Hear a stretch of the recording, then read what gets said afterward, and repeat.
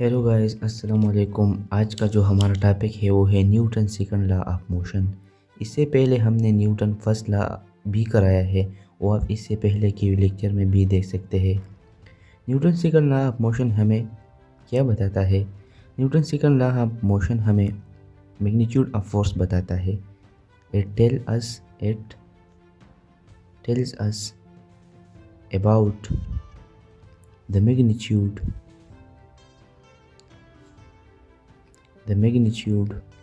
Of force. Newton second law हमको magnitude of force को बताता है। ये हम बाद में प्रूव करेंगे कि ये मैग्नीट्यूड ऑफ फोर्स कैसे बताता है। न्यूटन सेकंड लॉ का स्टेटमेंट ये है कि अगर हम एक बॉडी में एक्सेलरेशन पैदा करें, फॉर एग्जांपल हमारे साथ ये एक बॉडी है और इसका मास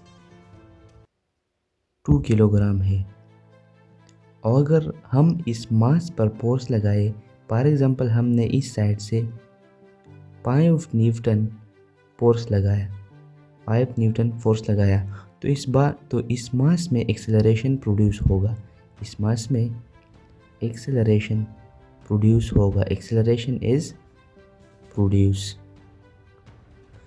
अब ये एक्सेलरेशन इस फोर्स को डायरेक्टली प्रोपोर्शनल है और इस मास ऑफ द ऑब्जेक्ट को इनवर्सली प्रोपोर्शनल है।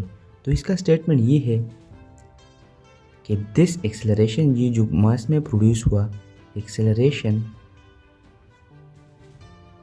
Produced in a body mass m, यानी वो बॉडी जिसका मास m है, यानी 2 किलोग्राम हमने लिया है, तो acceleration produce in a body mass m is directly proportional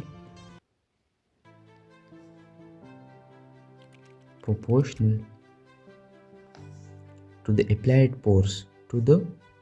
applied force। ये हमने जो फोर्स अप्लाई किया, ये एक्सेलरेशन इसको डायरेक्टली प्रोपोर्शनल है। अगर हम ये फोर्स ज़्यादा करेंगे तो इस बॉडी में एक्सेलरेशन ज़्यादा प्रोड्यूस होगा। तो हम इसको इस तरह भी लिख सकते हैं कि acceleration is directly proportional to force. ये हमारे साथ इक्वेशन नंबर 1 हो गया। इसी न्यूटन सेकंड लॉ का दूसरा पॉइंट ये है कि acceleration of the body, of that body, ये बॉडी जो हमने लिया है, of that body is inversely proportional to the mass of the body। Acceleration of that body is inversely proportional to the mass of the body।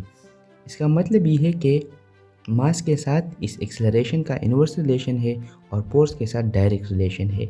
अगर हम force ज़्यादा करेंगे तो एक्सेलरेशन ज़्यादा प्रोड्यूस होगा इस बॉडी में, और अगर हम मास को ज़्यादा करेंगे तो एक्सेलरेशन इस बॉडी में कम प्रोड्यूस होगा। तो ये दूसरा, ये पॉइंट नंबर 1 है इस लॉ का, और ये पॉइंट नंबर 2 है। तो पॉइंट नंबर 2 का मैथमेटिकल फॉर्म ये है कि this acceleration is inversely proportional to the mass. ये इक्वेशन नंबर 2 हो गया। अब हम ऐड करते हैं इन दोनों इक्वेशंस को, एडिंग इक्वेशन 1 एंड 2। तो ये ले ले और ये ले ले, इससे ये एक कॉमन है, यानी acceleration is directly proportional to F, यानी applied force, and inversely proportional to mass m।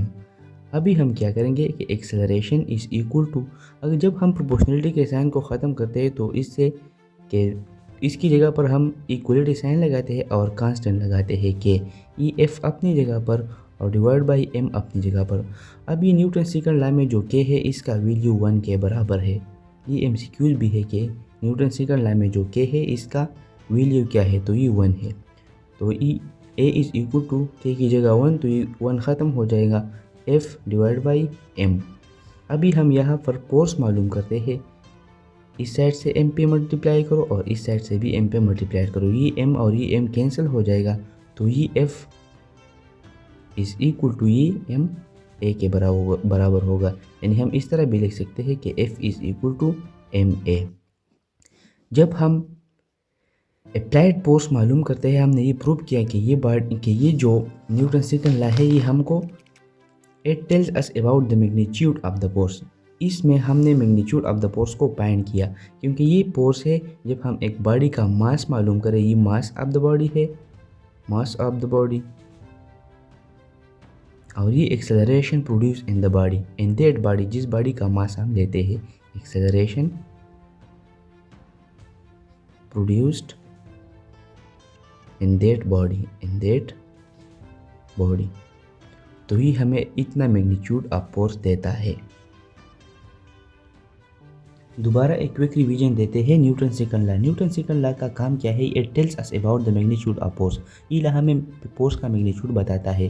For example इसका पॉइंट नंबर 1 ये है कि अगर हम एक बॉडी पर फोर्स लगाइए, हमारे पास एक मास है, इसका मास 2 किलोग्राम है, और इस पर हमने 5 न्यूटन का फोर्स लगाया, तो इसमें एक्सेलरेशन प्रोड्यूस हुआ।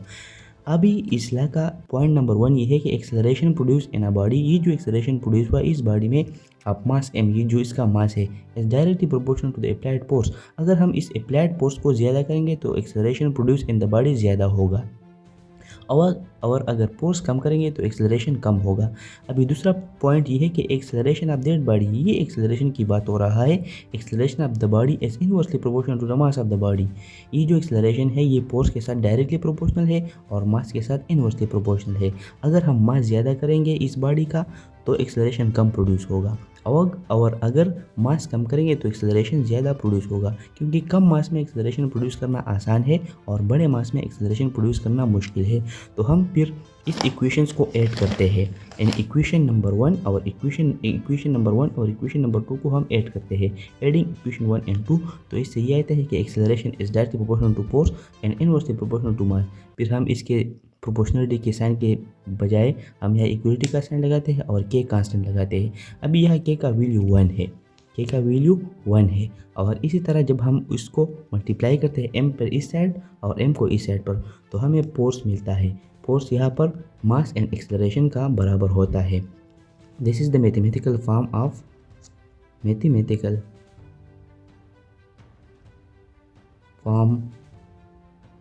Newton second law of motion. ये हमारे पास न्यूटन सेकंड लॉ मोशन का मैथमेटिकल फॉर्म है कि F is equal to ma, mass of the body and acceleration produce in the body. ये जब हम इसको मास और एक्सेलरेशन को मल्टीप्लाई करेंगे तो ये हमको फोर्स देता है।